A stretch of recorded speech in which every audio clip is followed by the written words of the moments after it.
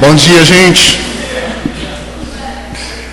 É muito bom rever pessoas, né? No domingo é tão legal, porque a gente passa a semana inteira longe de todo mundo e de repente você chega no domingo e você pode rever pessoas. É interessante. E tem algumas pessoas que estavam longe. Quanto tempo vocês ficaram nos Estados Unidos agora? Quanto? 20 dias. E 20 dias passeando lá. Então a Tainá, né, morreu de saudade, né? A Tainá emagreceu de saudade, enquanto que o Tiago pegou 4 quilos, né? Engordou 4 quilos. Muito bom. Bom tê-los aqui, a Zenaide também e Luiz também, que nos visita aqui essa manhã.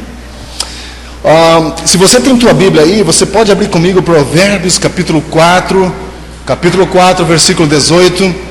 Provérbios 4, 18, é uma indicação bem interessante. Nesse texto ele diz o seguinte: a vereda dos justos é como a luz da aurora, que vai, Provérbios 4, 18, a vereda do justo é como a luz da aurora, que vai brilhando mais e mais, até ser dia perfeito.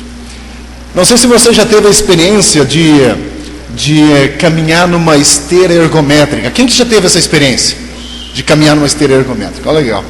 Você caminha por 1, 2 horas e o odômetro está mostrando que você percorreu 1 quilômetro, 2 quilômetros, mas você não saiu do lugar. Não parece estranho isso? E a vida sem Deus é mais ou menos assim. Você caminha, você vive, os dias passam, os anos passam, você percebe que as águas continuam correndo, chuva cai, sol sai, mas parece que você não saiu do lugar. A vida com Deus é exatamente assim também. Você caminha, os dias passam, anos vão embora, você percebe que sol sai, chuva sai, porém a diferença é que você caminha, você é um peregrino. E a vida com Deus, ela traz essa esperança. Por isso esse texto diz: a vereda do justo, o caminho do justo é como a luz da aurora. Ela começa fraquinha e vai crescendo, até de repente ficar como hoje, assim, clarinho, né?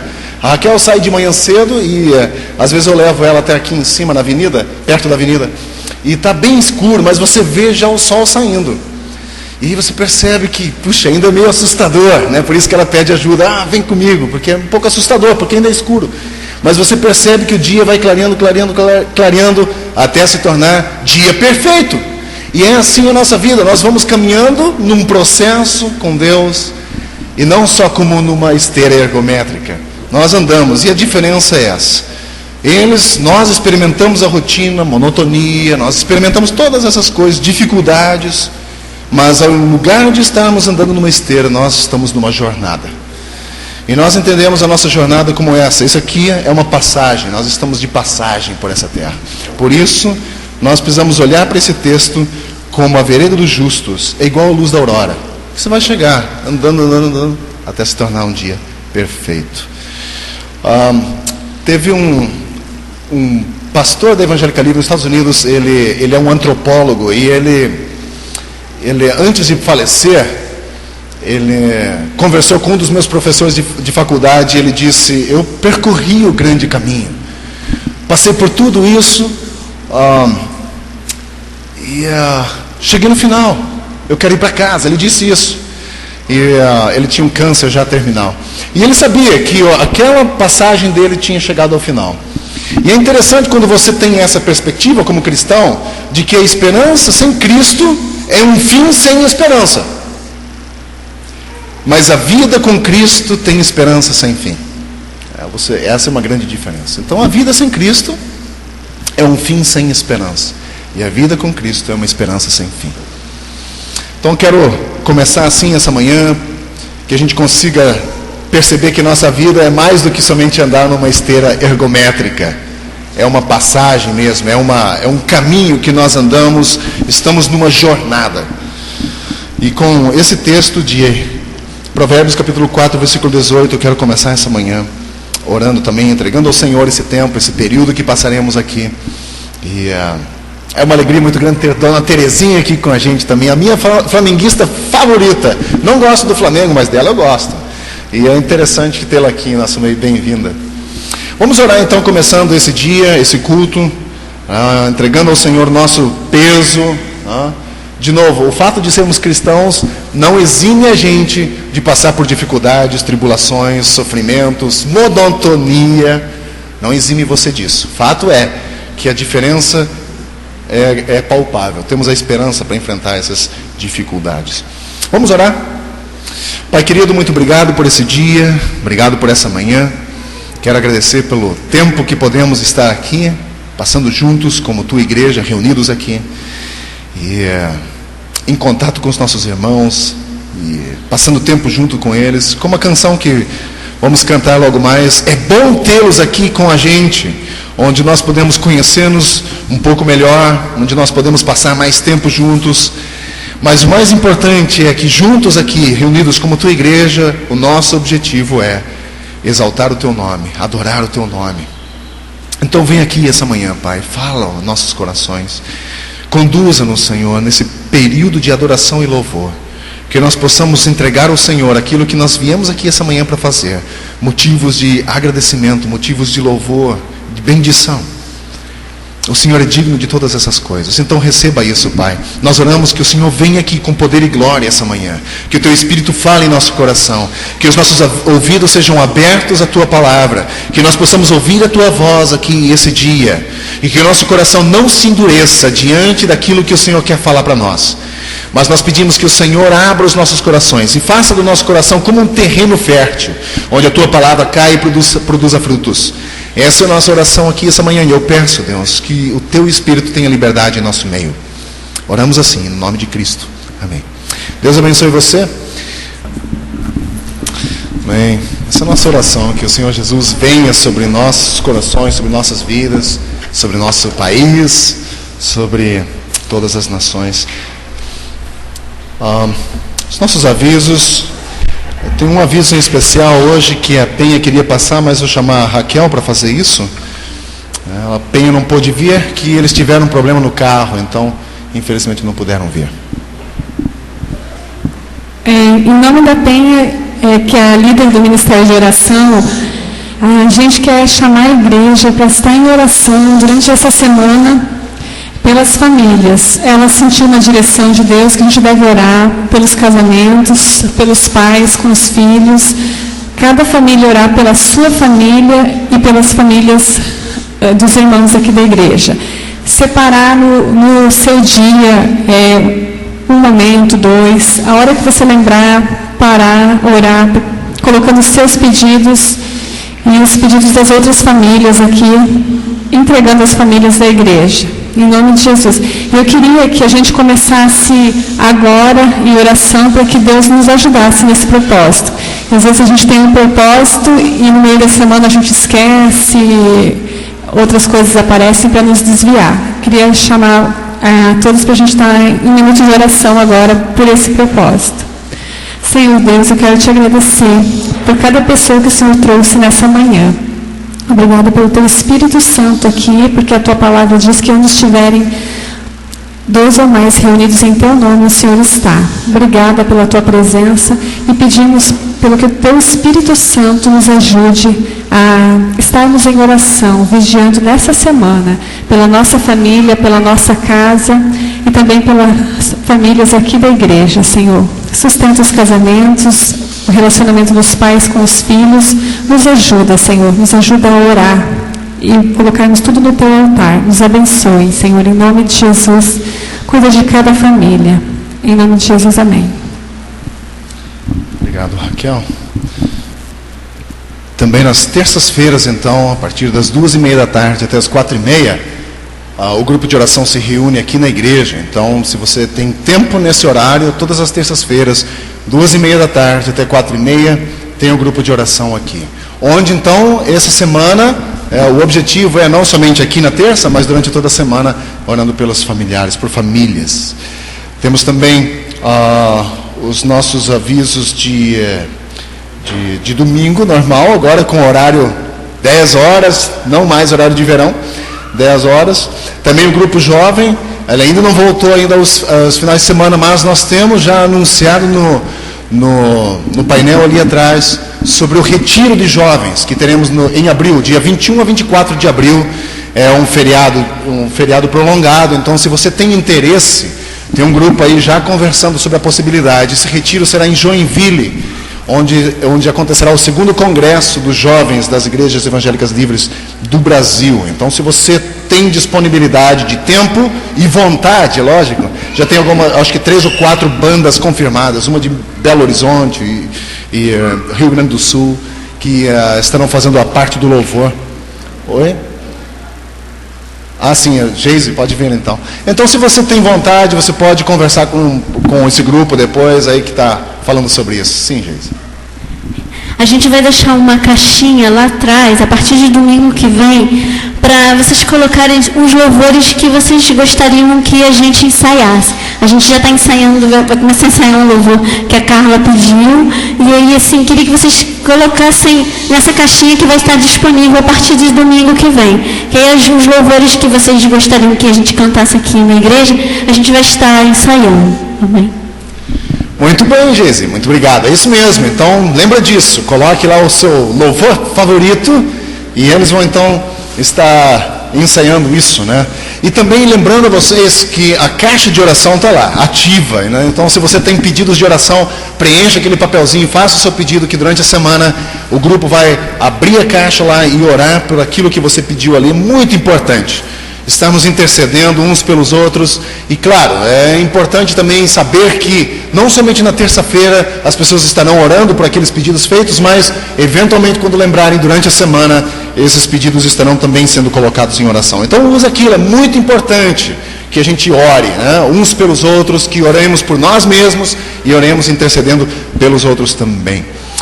Se você veio preparado com seu dízimo e sua oferta, é o momento de você fazer isso agora. Mas lembre de uma coisa, assim como o Valério falou para nós domingo passado, a questão de primícias é muito mais do que somente uma palavra. Então é questão de coração. Então, se você veio preparado, faça isso nesse momento. Não se constranja por isso. Você que nos visita, você não é obrigado a fazer, a não ser que você queira. Então isso é um momento que a gente faz como membros de uma igreja, de manter todas as coisas. Então é um momento que você pode também participar com as suas finanças.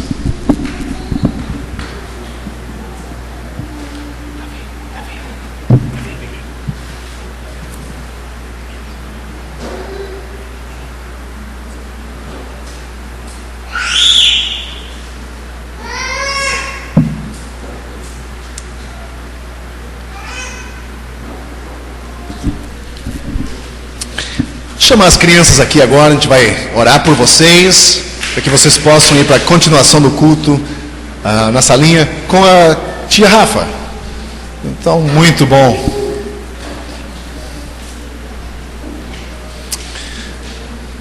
Eu achei que o tio Cláudio ia ajudar também, né?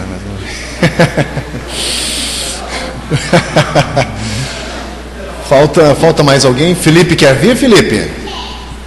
Ele quer vir? Vem cá, Felipe.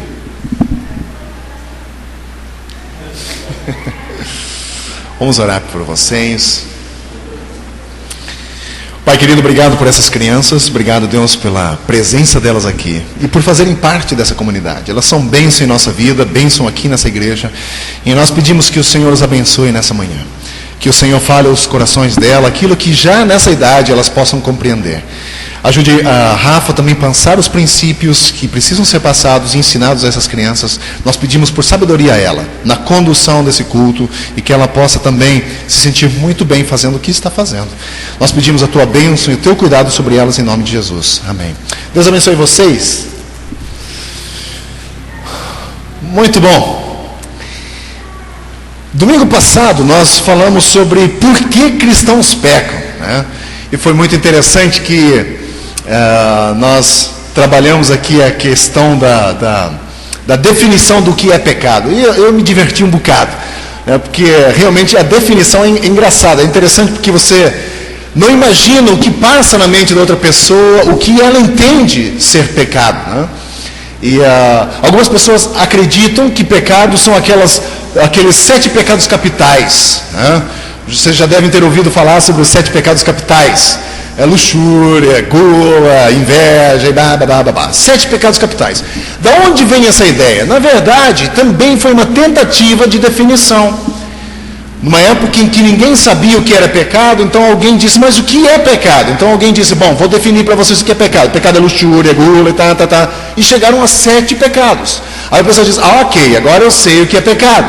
Só que pecado, a gente entendeu domingo passado, que é muito mais do que só 7 nomes. Pecado é tudo aquilo que transgride a lei de Deus, aquilo que Deus pede para nós, como cristãos convertidos, que nós façamos e a gente se nega a fazer, é um estado de rebelião contra Deus, se constitui pecado. E na mensagem de hoje, nós queremos trabalhar o ponto de as consequências do pecado na vida do cristão. E aí, como é um tema muito longo, nós dividimos em 2 vezes. Então, hoje nós vamos fazer a primeira parte, que vai tratar as consequências do pecado na vida do cristão, e no domingo a gente faz a segunda parte desse mesmo sermão, porque é muito longo, é muita coisa. Vocês não vão querer ficar aqui até 2 horas da tarde, não é? Não mesmo, né, Letina? Então, e pensando no bem de vocês, né, eu não vou ser tão malvado assim. Então, eu prometo para vocês que vai ser algo objetivo, a gente não vai dar muita volta. Uma rápida recapitulação de domingo passado. Na semana passada, nós começamos a olhar para a questão do pecado e como nós, cristãos, devemos lidar com isso de forma eficaz. Porque não basta a gente definir o que é pecado, não basta a gente entender o que precisamos fazer e continuar na mesma coisa. Nós precisamos saber que, como cristãos, temos responsabilidade uns com os outros e diante de Deus. Então precisamos entender isso. Também vimos que todos os cristãos pecam. Não existe um cristão que pode dizer, eu não tenho pecado. Todo cristão peca. Inclusive, a gente viu domingo passado, aqueles pastores que pregam de uma forma tão violenta, né? Aqueles caras que você olha e diz, puxa, esses aí são muito ungidos. São sim, não duvido nem um pouco, mas pecam também. Porque a Bíblia diz que todos pecam, incluindo esses caras. E por que a gente peca? Porque nós temos 2 naturezas. Nós nascemos com uma natureza humana. E a partir do momento em que nós entregamos a nossa vida a Cristo, nós adquirimos uma nova natureza. Como a gente viu em Efésios, a gente adquire uma nova natureza, que é uma natureza dada por Deus. O Espírito Santo passa a habitar em nós, trazendo uma nova natureza. A nova natureza não gosta de pecar, ela odeia o pecado. A antiga natureza que habita em você ainda, apesar da nova, adora o pecado. Então você tem uma batalha que acontece entre a nova natureza contra a antiga natureza. E quando nós pecamos é porque a antiga natureza sobressaiu, quase sufocando a nova natureza. Então, gente, a questão do cristão que peca não é algo fora do normal. Todos os cristãos pecam. Porém, pode passar, Cíntia, porém, o fato de todos os cristãos pecarem nos dá a liberdade de continuar no pecado? O que vocês acham? Nós, como cristãos, todos pecamos. É o que a palavra de Deus nos ensina em 1 João. Todos pecam. Aquele que diz que não peca, faz de Deus mentiroso. Então, olha, é sério isso. Então, se nós cristãos pecamos, isso nos dá liberdade para sair pecando aí? O que vocês acham? Não, né? Ou será que Deus espera que nos arrependamos e caminhamos em vitória? O que vocês acham? Deus espera de nós arrependimento, que a gente aprume a nossa vida, não é? Olha só esse texto. Nós vamos ver essa manhã 4 textos que falam sobre essa questão. E na mensagem de hoje, então, queremos falar sobre essas consequências de continuar numa vida que Deus já nos mostrou que é pecado, ou continuar fazendo coisas que Deus já nos revelou que é pecado, e que não abandonamos. Quais são essas consequências? E a gente vai abordar 4 textos. O primeiro está em Romanos 6. Eu acho que vocês receberam o e-mail essa manhã, ontem, né? Onde a importância de vocês usarem a Bíblia. Eu uso ela lá projetado, mas é muito importante você abrir, fazer os seus comentários, sublinhar, porque eventualmente na semana você vai voltar a esse texto e é bom você tê-lo lá e meditar sobre ele de novo. Primeiro texto que a gente quer dar uma olhada aqui essa manhã é Romanos capítulo 6, versículo 1 e 2, que diz assim: que diremos então? Continuaremos pecando para que a graça de Deus aumente? De maneira alguma. Nós, os que morremos para o pecado, como podemos continuar vivendo nele? Gálatas capítulo 2 diz assim: crucificado em Jesus, já não sou eu mais quem vivo, mas Cristo vive em mim. Se Cristo vive em mim, eu não posso mais viver no pecado. Isso não exime você de pecado, estou dizendo de novo, mas a ideia é justamente de entender que o pecado é uma agressão a Deus, e nós não devemos usar a questão da graça para desmerecer a Deus. Devemos usar a graça sim, para aproximarmos cada vez do Senhor. Provérbios capítulo 16, versículo 6 diz: com amor e fidelidade se faz expiação pelo pecado. Com o temor do Senhor, o homem evita o mal, ou o homem evita o pecado. O que esse texto quer dizer? Com temor, com amor e fidelidade se faz expiação pelo pecado. Com amor e fidelidade, Jesus veio para esse mundo para pagar o teu pecado e o meu pecado. Foi por causa do amor de Deus e por causa da fidelidade dele.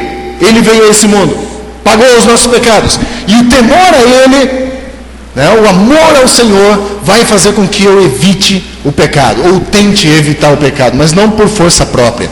O temor do Senhor vem quando entendemos que há consequências em continuar o pecado. Quando não há consequências, não há temor. E você deve ter percebido isso nos seus filhos. Quando você diz para o teu filho: não faça isso, porque se não tem disciplina, e ele faz, e você não disciplina, não teve consequência. Ele não vai ter respeito por aquela palavra que você disse. Quando as consequências de um ato não vêm sobre nós, nós reincidimos, nós voltamos a cometer, porque não veio consequência sobre a nossa vida. Agora, quando nós sofremos a consequência dos nossos atos, o temor acontece. Você diz: puxa vida, eu sei o que aconteceu, eu começo a evitar. Então, a questão de sabedoria. Também Gálatas 6, 7 a 8 fala o seguinte, esse texto eu citei domingo passado: não se deixe enganar, que ninguém se engane a si próprio, achando que pode zombar de Deus. Eu vou pecar agora, depois eu peço perdão e fica tudo tranquilo. Isso é zombar de Deus. Zombar de Deus. Ele diz: não se deixe enganar, de Deus não se zomba, pois o que o homem semear, isso também colherá. Quem semeia para a sua carne, da carne colherá destruição. Mas quem semeia para o Espírito, do Espírito colherá a vida eterna. Aqui existe a lei da colheita. Quem já semeou já sabe, tudo que ele semeia, há uma probabilidade muito grande de crescer e dar frutos. Não significa que pode dar frutos, mas a probabilidade é muito grande. Então cuide o que você está semeando. É basicamente um pedido de atenção. E claro, Números 32, 23, quando Deus naquela época fala ao povo sobre a questão do pecado, ele diz que nós precisaríamos nos arrepender. E ele diz: mas se vocês não fizerem isso, a questão do arrependimento, estarão pecando contra o Senhor, e estejam certos de que vocês não escaparão do pecado cometido. A questão é, se você peca e continua vivendo aquele pecado, com certeza as consequências virão sobre a nossa vida. E essa manhã, então, vamos pensar sobre as consequências do pecado em nossa vida. Primeira coisa, nós precisamos definir também o que é pecado não reconhecido ou não arrependido. Eu não achei um termo melhor.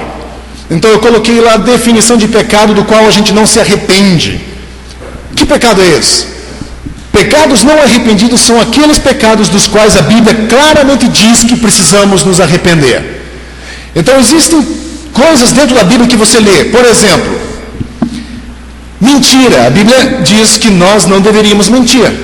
Então claramente ela diz: arrependa-se desse pecado e abandone ele. Outras coisas que a Bíblia diz, a questão de idolatria. A Bíblia diz: não faça.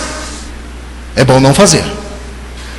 E várias outras coisas, quando Deus diz claramente através da palavra: não faça, porque são pecados, são claros, não precisa de interpretação, não precisa você tentar definir o que é mentira. Deixa eu entender o que é mentira, fazer a distinção entre mentira comercial e mentira, não existe, mentira é mentira, não existe outra coisa.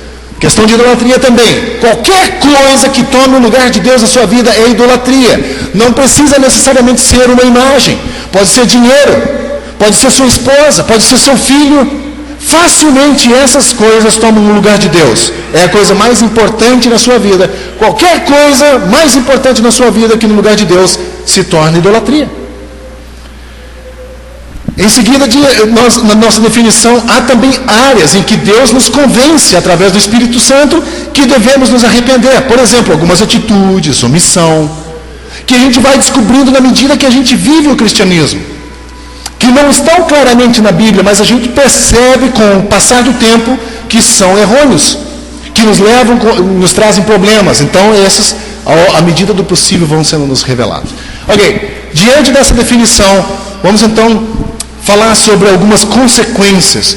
O que vocês acham ser uma das consequências do pecado em nossa vida? Muito bom, essa é legal. E o que mais? Como? Separação de Deus. Pecado promove separação de Deus, sem dúvida. E o que acontece quando nós somos separados do Senhor? O que acontece com a gente, no nosso ser? Abatimento, ok. Primeira coisa, pecado tira a alegria do cristão. Cristão não vive feliz no pecado. Pode esquecer. Se você acha que pecado vai trazer alegria para a sua vida, pode esquecer. Se você é um cristão convertido de novo, nascido de novo, uma pessoa que tem comunhão com o Senhor e cai no pecado e acha que vai ser feliz assim, você está enganado.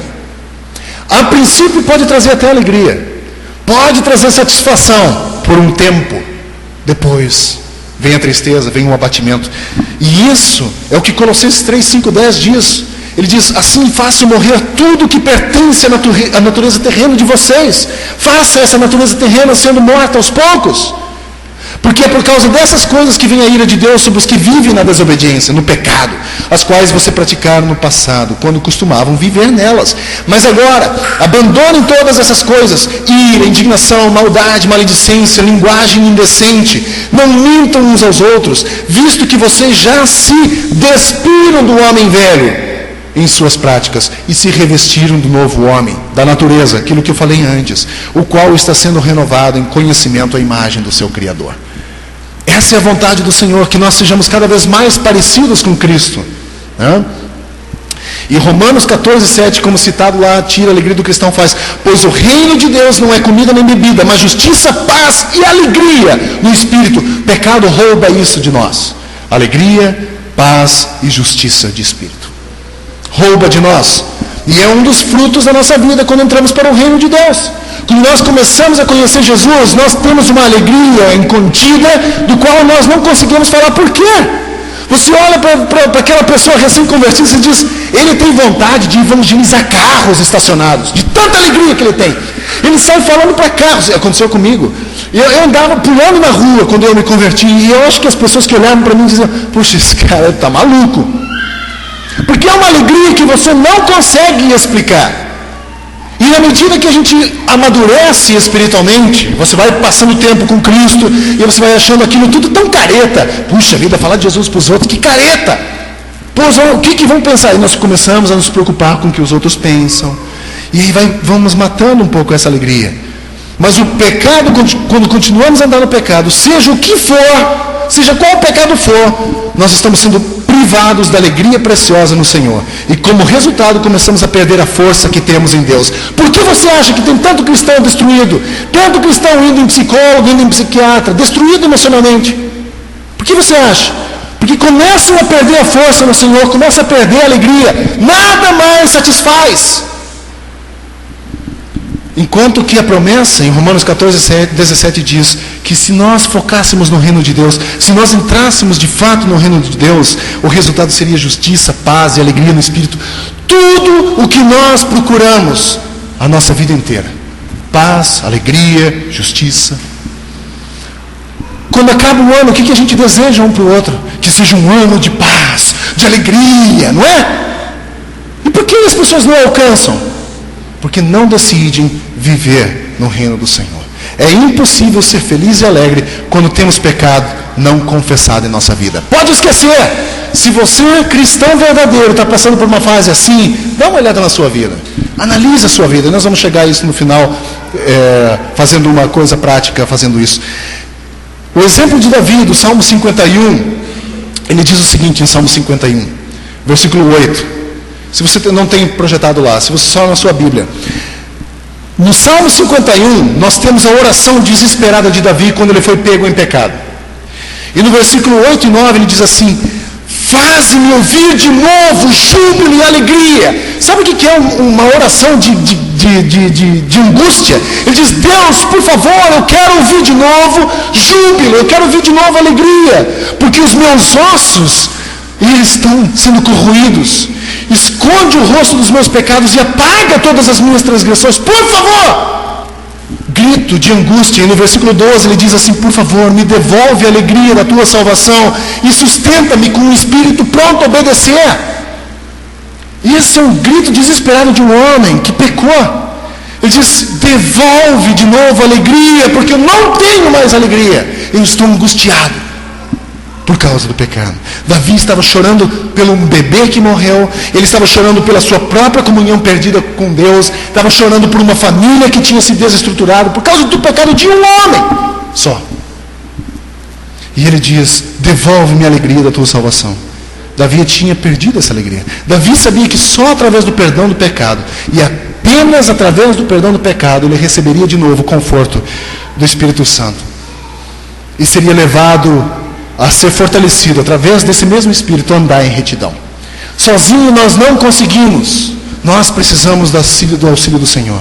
Quem diz que pode conviver com o pecado e não ter consciência pesada, nenhuma inquietação de alma e de espírito, sem incomodação, dá provas de que não conhece o Senhor Jesus.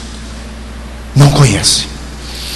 Segunda coisa, o pecado ele apaga, entristece o Espírito Santo e o seu ministério em nossa vida.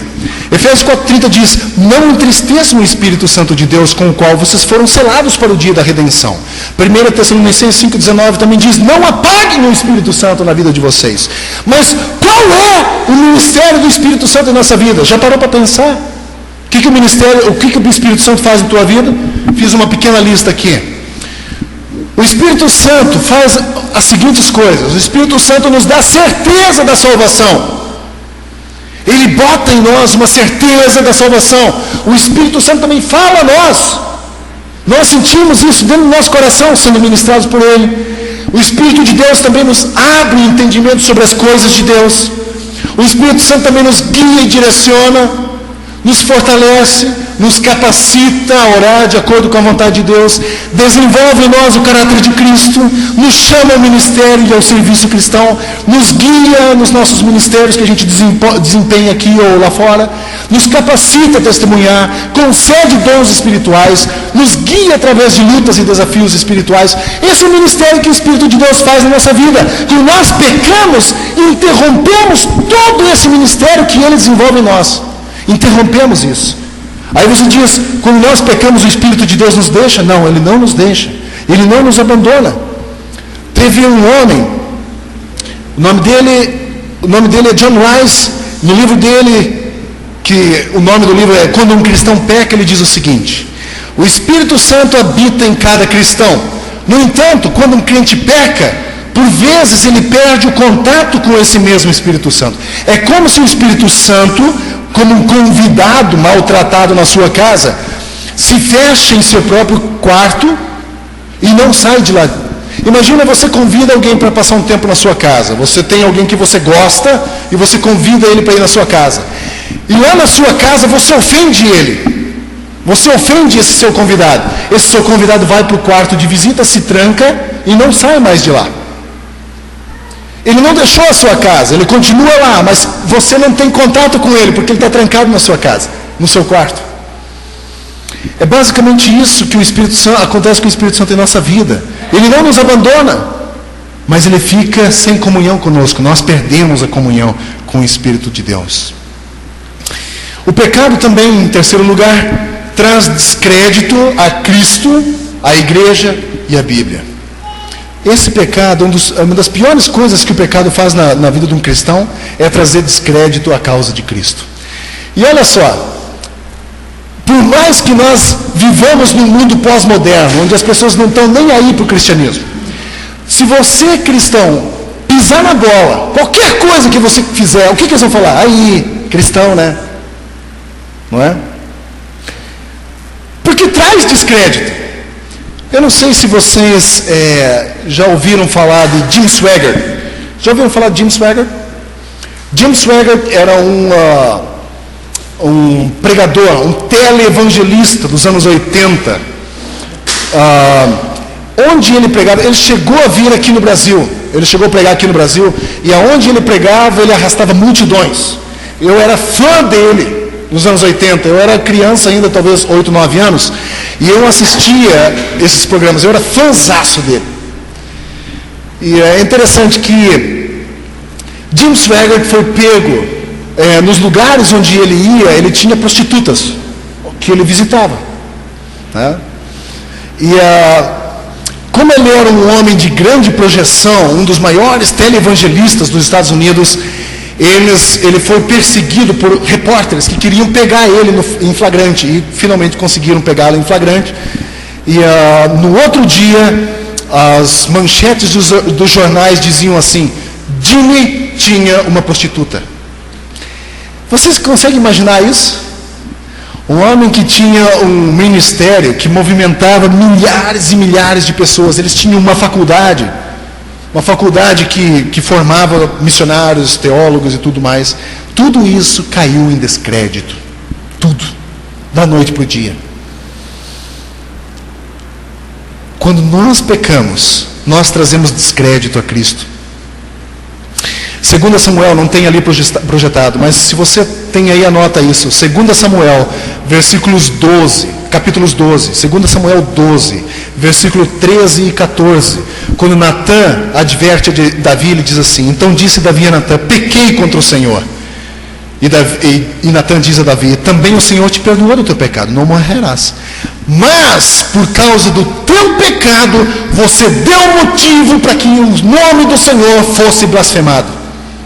Para que os inimigos do Senhor blasfemassem contra ele. O teu pecado deu motivo. Deus perdoou o teu pecado. Mas a consequência é que as pessoas que rodeiam você têm agora motivo para dizer assim: que Deus é esse? Que chama esse homem de homem segundo o coração dele, e ele não somente tem sexo com uma mulher, mas ele manda matar o homem, o marido dessa mulher. Que coisa absurda. Você deu motivo para que os inimigos do Senhor blasfemassem contra ele. Você deu motivo. Nosso pecado traz descrédito a Cristo. Os pecados de pastores que caem são expostos na primeira página de jornal. Principalmente quando são de grande projeção. Vergonha e descrédito, o fracasso e os pecados do povo de Deus trazem a causa de Cristo. Precisamos cuidar como nós andamos. Nós precisamos andar com cuidado. Por isso as consequências do pecado são graves. São graves. Deus não precisa castigar ninguém. Deus não castiga ninguém. Os nossos pecados trazem sobre nós consequências. Nós mesmos carregamos sobre nós castigo. Nós mesmos trazemos consequências sobre nós. Em quarto lugar, pecado faz com que nossas orações não cheguem a Deus. E olha que a Bíblia é muito clara, o fato de que Deus gosta de ouvir as nossas orações. Mateus 7,7 diz: peçam e lhes será dado, busquem e encontrarão, batam e a porta será aberta. Deus sente prazer em ouvir as nossas orações. Deus quer que a gente ore. Mas Isaías 59, de 1 a 3 diz o seguinte: vejam, o braço do Senhor não está encolhido que não possa salvar, o seu ouvido não está surdo que não possa ouvir, mas as suas maldades escondem de vocês o rosto dele, e por isso ele não os ouvirá, pois as suas mãos estão manchadas de sangue e os seus dedos de culpa, e os seus lábios falam mentiras e sua língua murmura palavras ímpias. Vocês têm pecado, e é o pecado que faz com que Deus não ouça. Qualquer pecado conhecido que nós não confessamos e não abandonamos faz com que Deus não nos dê muitas das coisas que pedimos e necessitamos. Por isso que a gente às vezes bate e não é aberto. Por isso que a gente ora e não nos é dado. Porque convivemos. Vocês conhecem aquele ditado que diz assim: uma vela para Deus, outra para o diabo? Conhece aquilo? É basicamente o que a gente faz com o pecado. A gente faz um pouco para Deus, um pouco para o pecado. Ouvi essa semana um político, quando estavam ainda debatendo sobre o aumento do salário mínimo, e antes da votação, um dos políticos disse assim: eu vou falar com Deus e com o diabo. Essa é a mentalidade do povo hoje em dia. E nós estamos inseridos nessa mentalidade. nós conseguimos, de certa forma, uma habilidade de conviver com o pecado, sem nos sentir tão mal assim. Porque nós racionalizamos a coisa, diz, mas não é tão mal assim. Mas um pecadinho aqui, puxa vida, não é tão mal assim. Racionalizamos a coisa. Deus não pode se colocar na posição de endossar os nossos pecados quando Ele responde às nossas orações, quando pecamos. Porque se Deus fizesse assim, Ele estaria endossando o nosso pecado. Para aplicar essa manhã, tudo isso que nós ouvimos aqui, tudo que nós ouvimos aqui essa manhã, como nós podemos ver, de tudo que a gente passou e pensou junto aqui, como nós podemos ver, pecado não confessado, através do arrependimento, realmente dificulta a nossa caminhada com o Senhor e traz reprovação daqueles que nos rodeiam. Isso que pecado traz para nós. Agora, todos nós devemos continuar procurando os caminhos que nós estamos seguindo. Você faz análise do que você faz com a tua vida? Quantas vezes por semana você olha para você e diz, como é que eu estou vivendo? Que atitude eu estou tendo? Você faz isso durante a semana? Olha só o que Lamentações 3:40 diz. Lamentações de Jeremias, capítulo 3, versículo 40 diz assim: examinemos e coloquemos à prova os nossos caminhos e depois voltemos ao Senhor. Isso nós precisamos fazer continuamente. Volto a fazer a pergunta: quantas vezes você tem examinado o teu caminho? Quantas vezes você tem pensado sobre a forma em que você vive? Sobre as consequências, talvez, do pecado em que você está vivendo até hoje? Sobre as consequências que isso pode estar trazendo, não só para você, mas as pessoas que te rodeiam e na tua vida com Deus. Que pecados! Olha só, nós vimos pelo menos quatro tipos. Perda da alegria, da felicidade no Senhor. Nós temos um bocado de igrejas que estão cheias de crentes que não têm mais alegria no Senhor, que não têm suas orações atendidas, que não conseguem, que vivem uma vida de derrotas, bocado de gente assim, porque não examinam e não colocam à prova os próprios caminhos. Precisamos fazer isso continuamente, a cada dia, eu diria. Como eu disse antes, essa semana a gente pensa sobre as consequências do pecado na vida do cristão. E na próxima semana vamos continuar a olhar sobre essas consequências e sobre a vulnerabilidade que o engano do nosso inimigo com o pecado e tal nos impede de entrar na plenitude da bênção do reino de Deus. Gente, pecado mantém às vezes você de fora da bênção de Deus. Bênçãos que Deus já prometeu para você. Nós já teríamos acesso, mas através do nosso pecado nós nos negamos a estender a mão e tomar essa. Não gosto desse termo, mas tomar posse. Né? Não gosto desse termo, mas agora eu vou usar. Mas é o nosso pecado que nos exclui disso.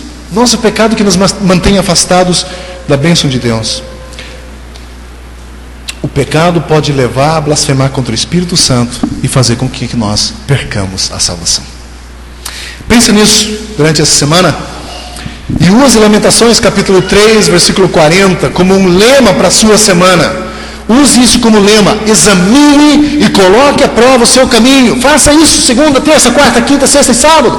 E no domingo, quando você voltar para cá, você vai ter alguma coisa a dizer. Use a Bíblia como lema para a sua vida. Você pode ler outros livros, você pode ler romances. É muito bom você ler romances se você gosta. Muito bom você ler ficção se você gosta. Mas é extremamente importante você ler a Bíblia, manusear a Bíblia, usar ela como lema para a sua vida. Muito importante. Então leia também a Bíblia, coloque ela como um lema, coloque esse Lamentações 3:40 como lema essa semana em sua vida. Examine o seu coração, coloque à prova os seus caminhos e depois, se você se encontrar em falta, volte ao Senhor. Quando eu era criança também, havia uma música muito antiga que dizia assim, era uma oração na verdade, e esse homem foi na nossa igreja e cantou essa música. Ele disse, e nessa canção havia um verso que dizia assim: Senhor, se há em mim algo mal que me afaste de ti, quebranta-me. Sabe o que eu fiz? Eu era adolescente nessa época, e esse verso dessa música tem se tornado a minha oração. Eu tenho feito essa oração quase que todos os dias.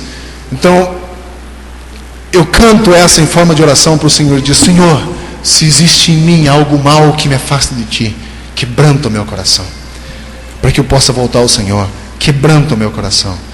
Eu não quero que você siga isso como um exemplo, né? Faça isso também a sua oração, mas é só uma experiência que eu tive de fazer exatamente o que Lamentações 3:40 nos diz para fazer. Examine e coloque à prova o seu caminho e depois volte ao Senhor. Se você precisa pedir perdão, peça a Deus. Ele pode restaurar esse teu caminhar, mas precisamos pedir perdão. Precisamos entender onde nós estamos colocando os nossos pés, colocar à prova os nossos caminhos para poder voltar ao Senhor. Não somente de palavras, mas de fato. Que Deus nos abençoe, que Deus nos ajude. Eu queria que nós cantássemos, eu quero que nós cantássemos aquela Sopra Teu Espírito. Podemos cantar de novo aquela música? Sopra Teu Espírito. Porque somente através do Espírito de Deus que nós podemos ser convencidos do nosso erro. Nós jamais, com nossa mente natural, vamos entender que estamos pecando. Jamais. Mas quando o Espírito de Deus fala ao nosso coração, nós somos abertos, as nossas mentes se abrem ao ministrar do Espírito, nos convencendo dos caminhos em que estamos trilhando. Então vamos cantar isso, só para o Teu Espírito. Se você perdeu a alegria na salvação do Senhor, talvez você precisaria fazer aquilo que Davi fez, um grito desesperado, de angústia, né? Para que Deus restaurasse de novo a alegria da salvação em seu coração e que o sustentasse com um espírito pronto a obedecer. Como eu disse antes, sozinhos, por nós mesmos, nós não conseguimos. Precisamos da ajuda do Senhor. Talvez você esteja chorando por algo que morreu em sua vida, algo que você não sinta mais. Talvez por sua própria comunhão perdida com o Senhor. Tem esse grito também: devolve-me a alegria da tua salvação. Os ouvidos do Senhor estão prontos para ouvir, assim como Isaías, que acabamos de ler, diz. Ele está pronto para ouvir, quando encontra em nós um coração disposto a reconhecer e voltar ao Senhor. Faz-me ouvir de novo júbilo e alegria. Esconde o rosto dos meus pecados e apaga todas as minhas iniquidades. Essa foi a oração de Davi. Talvez você deva fazer isso também. E ele continua dizendo: devolve-me a alegria da tua salvação e sustenta-me com o espírito pronto a obedecer. Querido Deus, nós queremos agradecer por essa manhã. Obrigado porque o Senhor já pagou a dívida pelos nossos pecados lá naquela cruz. O Senhor, diz a tua palavra, levou sobre si os nossos pecados. Te agradecemos pelo perdão, te agradecemos pela salvação em Cristo Jesus. Porém, entendemos que quando pecamos, ainda colhemos as consequências dos nossos erros. E nós pedimos, Pai, que se há em nós algo que nos tira a comunhão com o Senhor, que rouba de nós a alegria na tua salvação, o júbilo, nós pedimos que o Senhor nos devolva essa alegria e nos sustente com um espírito pronto a obedecer. Precisamos do Senhor. Que teu Espírito nos convença do pecado, da justiça e do juízo. Que teu Espírito trabalhe em nosso coração a partir desse momento. Que cada pessoa aqui seja incomodada na área onde precisa mudar. Que cada pessoa aqui nessa manhã saia convicto de que precisa tomar uma decisão, precisa mudar. E que também saia daqui com o espírito pronto a obedecer, com a ajuda do teu Espírito. Nós precisamos do Senhor.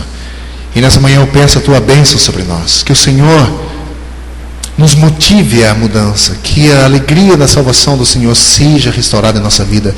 Que nós possamos voltar a ter a comunhão com o Senhor, que tanto precisamos no nosso dia a dia. Então restaura isso, Pai. Concordo com a canção que acabamos de cantar. Que somente quando o teu Espírito soprar em nosso meio, quando o teu Espírito trabalhar em nosso coração, um avivamento em nossa vida e em nossa igreja acontecerá.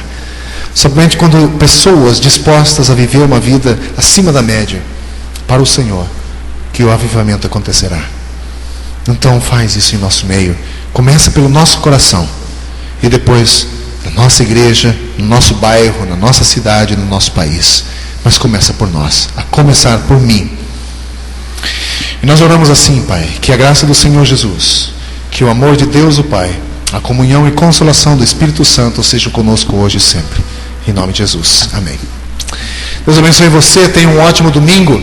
E o resumo dessa mensagem você terá amanhã no site. Então dê uma olhadinha lá. Você pode ter tudo que alguns princípios que nós vimos aqui hoje, você pode ter no site amanhã, em forma de esboço. Tá bom? Deus abençoe você. Tenha um bom domingo.